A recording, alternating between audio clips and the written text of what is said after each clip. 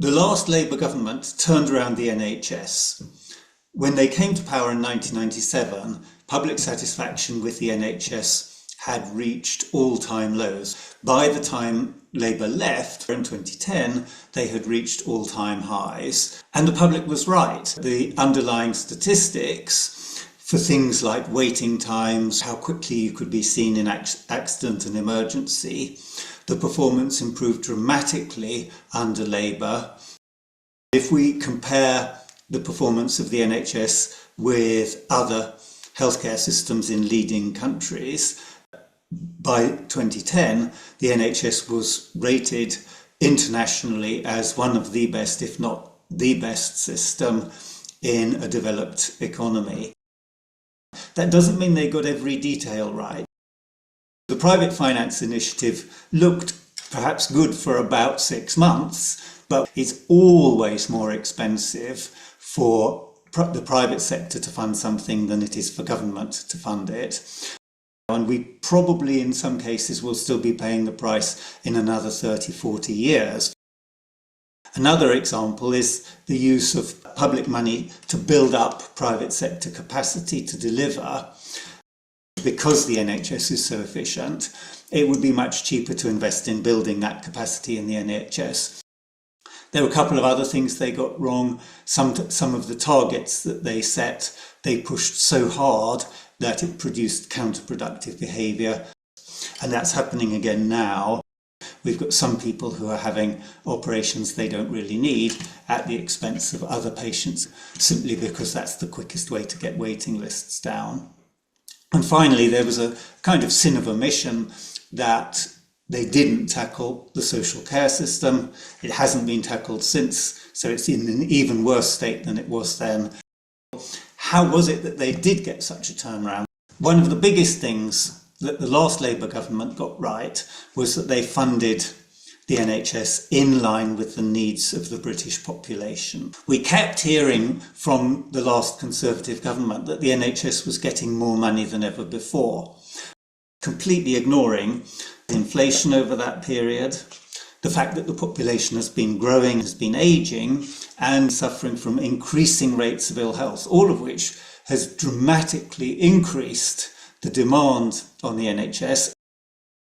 A second vitally important thing that they got right was tackling what people call the social determinants of ill health.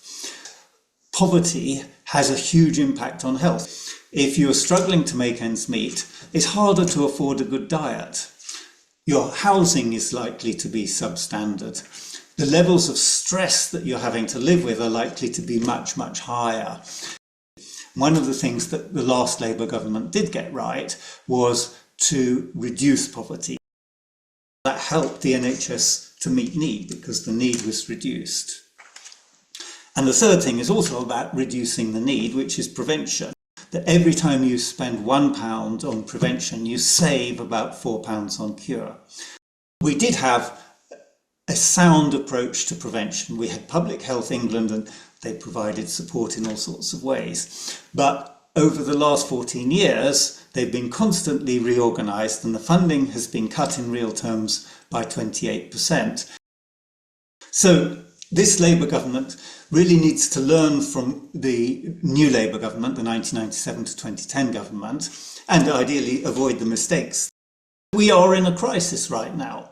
Not only is there a danger of the NHS failing, there's a danger of the whole economy and therefore the whole country basically failing.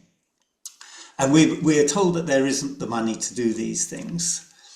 But in the past, when governments have been determined to succeed, they've realised that there is the money.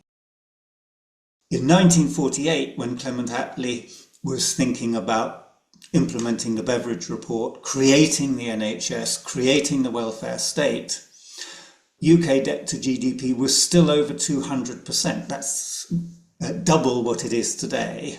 And it would have been very easy for Clement Attlee to say, you know, somebody has to be responsible and say there's no money. He didn't say that. He found the money, not just for the NHS, but also for the welfare state. And the result economically was that we had the most successful 35 years in our economic history.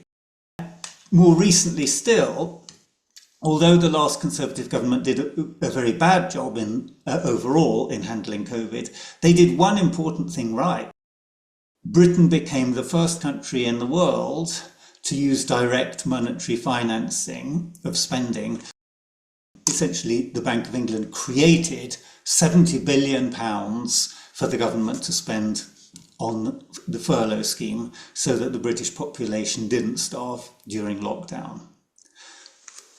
When governments are determined to succeed, they erase their red lines. They find that there are ways of doing things. This is a crisis.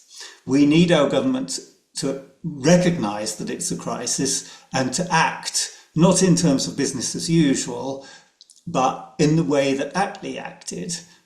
He erased what would have normally been red lines, and he was hugely, hugely successful. We need our government to have that courage and to be that successful. We can't afford failure.